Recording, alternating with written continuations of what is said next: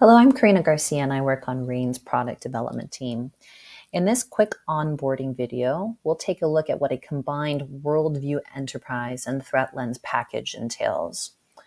First, under your name or the start of your email address, you can update your profile if needed. But otherwise, under Manage Preferences, I highly recommend that you take the time upon your first access to create some personalized interest groups and notifications. The concept of interest groups is that you can specify any themes and topics, regions, or countries that may align with your organization's footprint, your particular role, or use cases.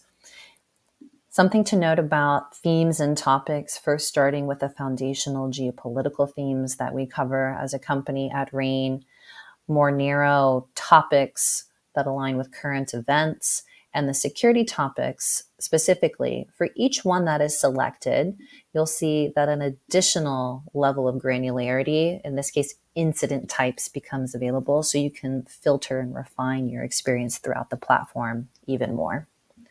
Once you've created those interest groups, selecting notifications will allow you to create notifications. You can easily select from those interest groups, in which case you'll see that the related themes and topics, regions, and countries will populate. You can create any number of custom notifications too if you just wanted to receive all content on Ukraine alone, as an example. You can also specify if you want to receive certain content types, whether it's our analysis versus forecasts and so on. Once those selections have been made, you can provide a notification name and also identify the frequency in which you would like to be notified. First, as they occur, anytime we publish something that may match those preferences, you'll receive it in your inbox at that time, or a daily digest or weekly, and you can even select the date that may best align with your workflows. Now that we've taken some time to create interest from the start, we'll see how that will carry through the platform. On the homepage, we are first presented with this global view of everything that we are publishing. You can select the time frame in which you would like the preview, selecting last 2 weeks versus the default of 1 day. You'll see the dots on the map adjust accordingly. You can also filter if you just want to see any one of those particular interest groups or all content as a default.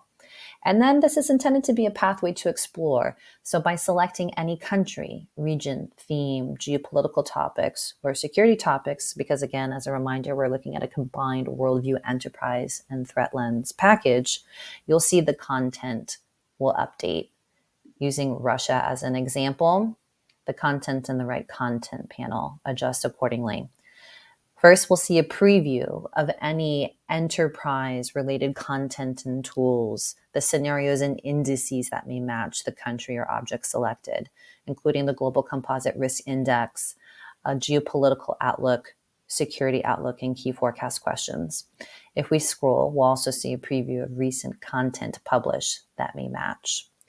Also below, included within the threat lens package, is the number of incidents as an introduction to the concept of trending data. For any object that we've selected, you'll see the count and trajectory level as to whether the number of verified incidents is increasing or decreasing as an indicator of increase or decreased volatility as well.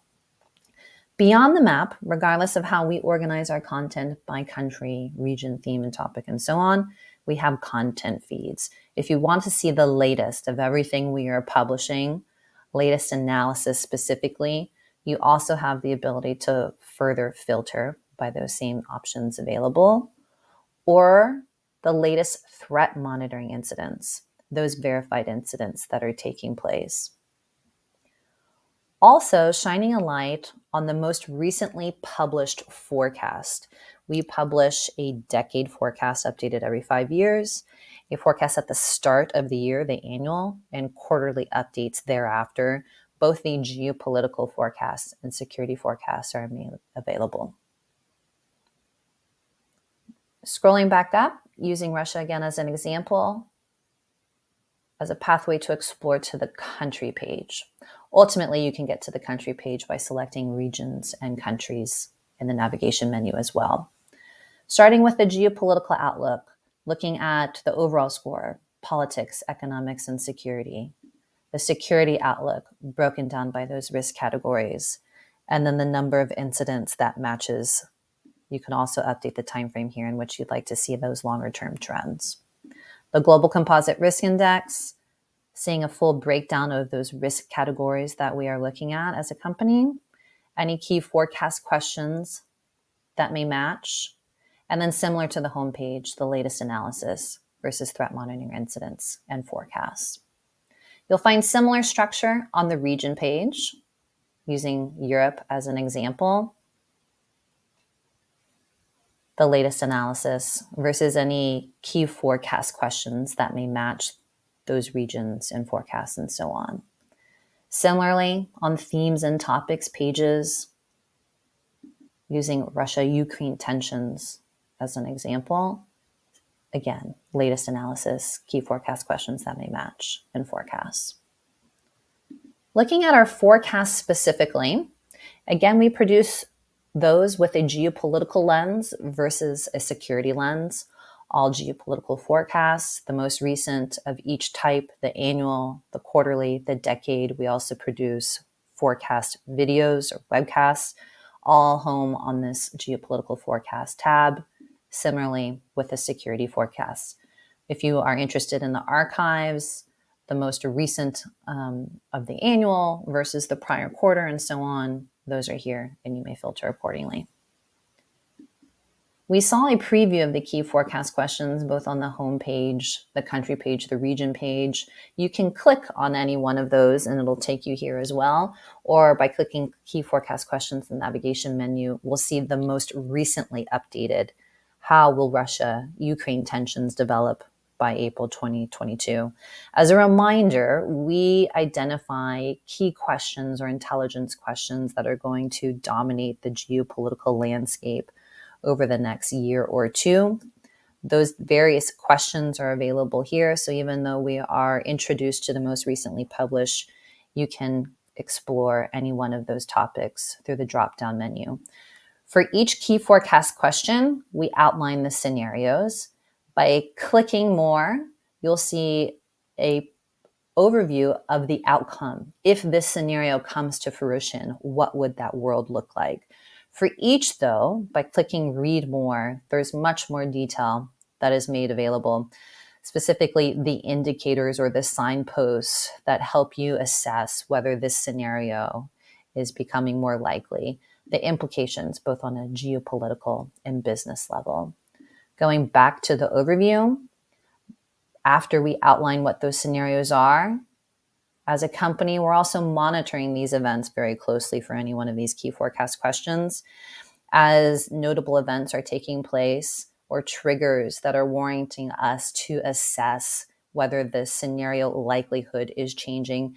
In some cases, you'll see there is no change, and it is just as important to highlight when notable events are taking place, but there's no change in the scenario percentage for each. If you click on the plus sign for any, you'll see that context in more detail. Under country risk ratings, we can also get here through any one of those country pages by selecting the buttons to see more. This is where we have a tool presented where you can assess in a visual way the risk ratings country by country. We can do so for the Global Composite Risk Index scores and rankings, the geopolitical outlook, or the security outlook, all of which we saw on the Russia page as an example. For any one of these, you can filter by those interest groups. You can filter by specific risk categories. We can see this in a map view versus a list view, and you can download this content, incorporate it into your own reports, the visuals into your own presentations if needed. Under compare countries, we have the ability to do more narrow side-by-side comparisons too. And for each, the methodology is made available. Selecting threat monitoring, this is where we see all of the content that we have published in a visual map-based representation.